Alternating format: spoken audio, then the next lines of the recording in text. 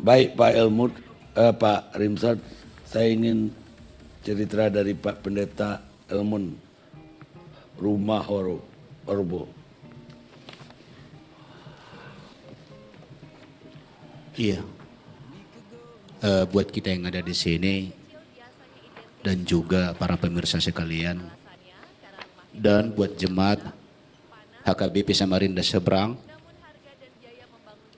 yang saat ini sedang bergabung, saya sampaikan salam sejahtera, Shalom.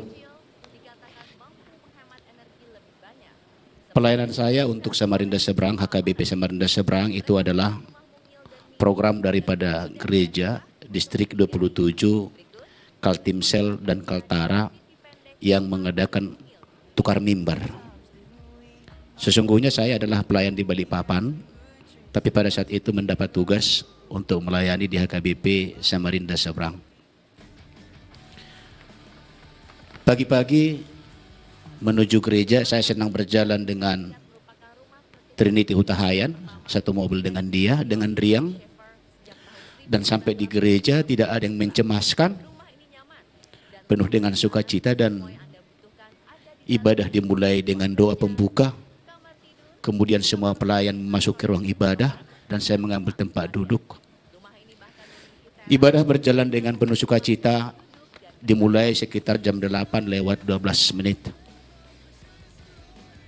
Lalu kemudian rangkaian ibadah sudah selesai dan tradisi setelah ibadah selesai maka pendeta akan berdiri di depan pintu untuk menyambut jemaat yang akan pulang dan menyalam mereka. Pada saat saya melangkah turun, kira-kira barangkali ada 3 meter lagi dengan pintu utama, suara meledak, jemaat kelang kabut semua. Tradisi kalau pendeta keluar, jemaat duduk di tempat. Kalau pendeta sudah ada di pintu, baru jemaat beranjak untuk pergi keluar. Tapi ada pada saat itu saya berjalan dan untuk menyisihkan bangku supaya saya bisa lintas, bom meledak, lalu ada yang di pintu itu masuk ke dalam dan mereka katakan api, api. Semua bingung. Dan kemudian meledak lagi dalam beruntun mungkin ada 1 menit. Saya sudah di depan api ini dan kemudian ketiga kali meledak lagi, saya sudah diembuskan oleh api ini. Saya katakan begini, dan api ini membubung sampai ke atas seperti gelombang laut di dalam ruangan ibadah dan gelap sekali.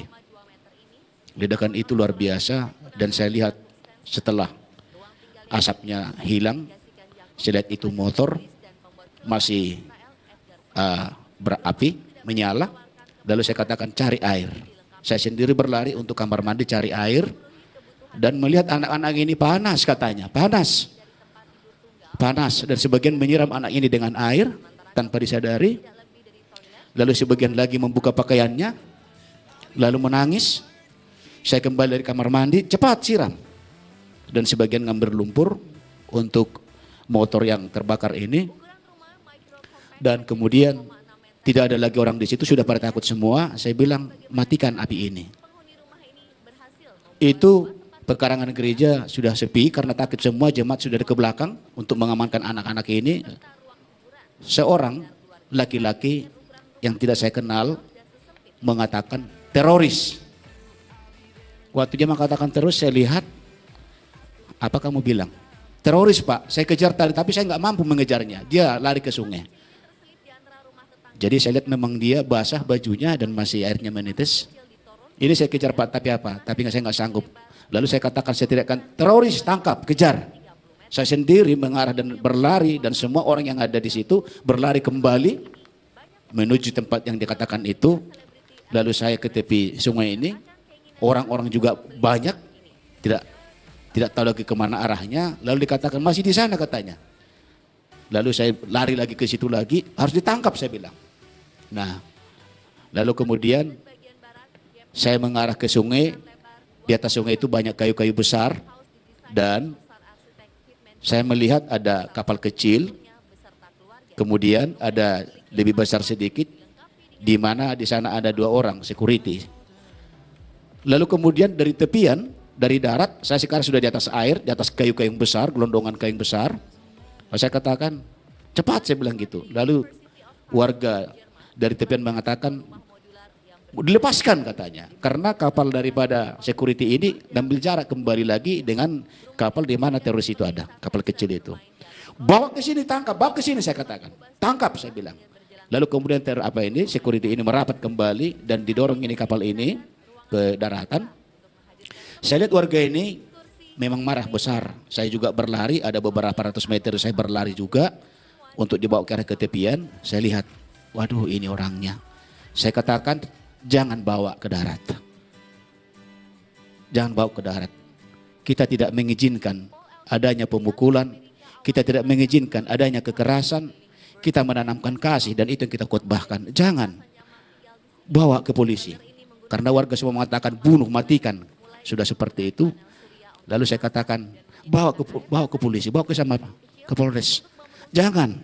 Sehingga ada di dalam polisi 2 orang dan beberapa warga dibawa, entah di mana mendaratnya saya tidak tahu lagi. Lalu saya ke gereja bertanya, anak-anak bagaimana? Korban bagaimana? Udah dilarikan Amang ke rumah sakit. Lalu kemudian saya lihat situasi tidak begitu kondusif lagi. Sebenarnya dalam kondisi ini saya berharap pada saat itu polisi segera turun. Lalu saya mengenal ada seorang ketua panitia Natal di Samarinda, ketua Natal panitia Natal di Balikpapan, namanya Pak Momot dari polisi air. Saya telepon beliau tapi tidak diangkat, mungkin sedang ibadah. Lalu saya SMS, Pak ada bom di gereja. Lalu kemudian beliau keluar, lalu dia berkata, di mana Pak? Saya kasih kepada jemaat, terangkan. Tolong polisi segera diturunkan. Nah itu saya katakan kepada beliau.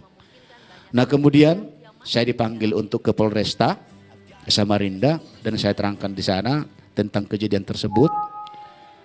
Tapi sebelum ada penjelasan di sana, karena saya agak lama menunggu, saya minta kepada petugas, siapa di sini yang paling tinggi kedudukannya? Apakah di sini ada Kapolres? Gak ada Pak, tapi itu Waka ada. Lalu saya katakan, Pak, saya bisa bertemu dengan pelaku.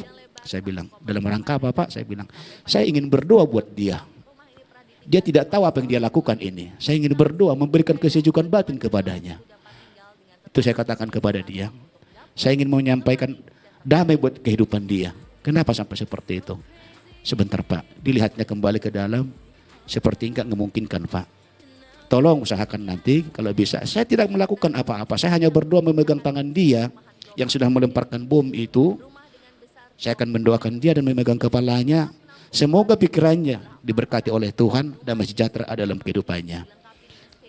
Lalu kemudian saya beberapa lama di Kapolresta, saya melihat begitu polisi dan begitu seriusnya waktu saya mau turun, mau keluar, karena saya diawasi, dikatakan Pak jangan dulu karena itu sudah berdatangan jaringannya. Dan memang saya akui polisi kita luar biasa di sana, karena tidak beberapa lama lagi waktu saya turun ke bawah, beberapa gerombolan mereka sudah ditarik bersama dengan istri-istrinya dan juga anak-anaknya. Luar biasa kepolisian kita kalau itu, saya akui. Nah saya keluar dari situ, lalu saya berpikir apa yang saya katakan, apa yang saya lakukan sebagai gembala. Saya tahu semua jemaat itu kebingungan, umat itu, bapak dan ibu itu kebingungan. Saya katakan kepada majelis, kumpulkan semua orang tua di satu rumah.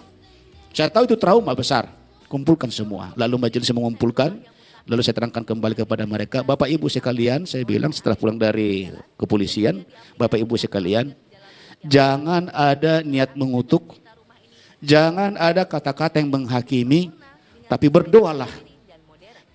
Sebab kita yakin dan percaya di baliknya ini ada sesuatu, berdoalah. Dan jangan ada menyangka ini hal-hal antara agama dengan agama, tapi berdoalah. Ketepatan jemaat ini adalah jemaat yang kedua mempergunakan gereja ini. Gereja ini gereja oikumene, milik daripada perusahaan yang dipakai oleh 5 jemaat. Dan HKBP adalah urutan yang kedua dalam penggunaan gereja tersebut.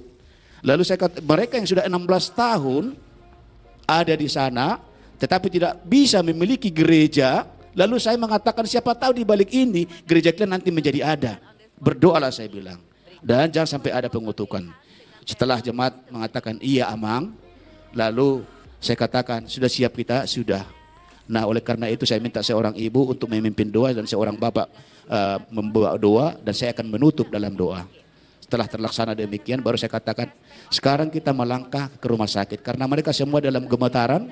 Kita melangkah ke rumah sakit karena anak-anak yang di sana adalah anak-anak kita. Mereka ketakutan, ayo saya ikut sekarang ke rumah sakit. Saya juga akan ke rumah sakit. Lalu kami di sana, karena memang rumah sakit Abdul Muiz itu fasilitasnya barangkali dilihat oleh orang-orang mengerti kurang untuk menyikapi seperti itu, penyakit seperti itu, kondisi seperti itu, lalu dipindahkan ke rumah sakit yang lebih besar. Dan satu yang membuat saya miris kembali lagi, saat anak-anak ini saya dekati juga, dan para medis membuka semuanya, dan saya lihat itu sudah botak dan hitam, saya tidak mengenal lagi. Anak yang tadi bersama-sama dengan saya ketawa waktu pergi ke gereja, tidak seperti itu lagi, saya nggak mengenal lagi orangnya.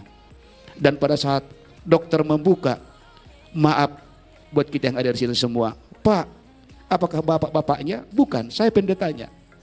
Ini Pak, maaf buat kita semua. Di alat kelaminnya itu ada beberapa kaca menutup lubangnya. Kaca-kaca di sekitar pahanya itu mengena. Ini harus dibuka ini Pak, saya bilang. Terserah, ini harus dibuka kata dokter. Terserah Bapak, lakukan yang terbaik. Saya hanya berdoa seperti itu. Saya besuk semua anak-anak itu. Al-Faruq juga seperti itu, telinganya itu hancur, kaca-kaca banyak sekali. Demikian juga Trinity Hutahayan. Saya lihat semua di sini dan dia menjerit. Amang doakan aku, Amang katanya. Iya, saya doakan Amang di sini. Lalu kemudian demikian anak yang lain, saya besok kembali semuanya. Nah di situ, itu mungkin yang bisa saya sampaikan kronologis untuk hari tersebut. Kalau hari keduanya mungkin nanti selanjutnya. Terima kasih. Baik. Terima kasih Pak Pendeta. Pak Pemirsa, sesungguhnya Allah itu tidak pernah menzalimin manusia, tapi manusia itu sendiri yang menzalimin manusia lain atau sesama mereka. Al-Quran surat Yunus 44. Kita rehat sejenak.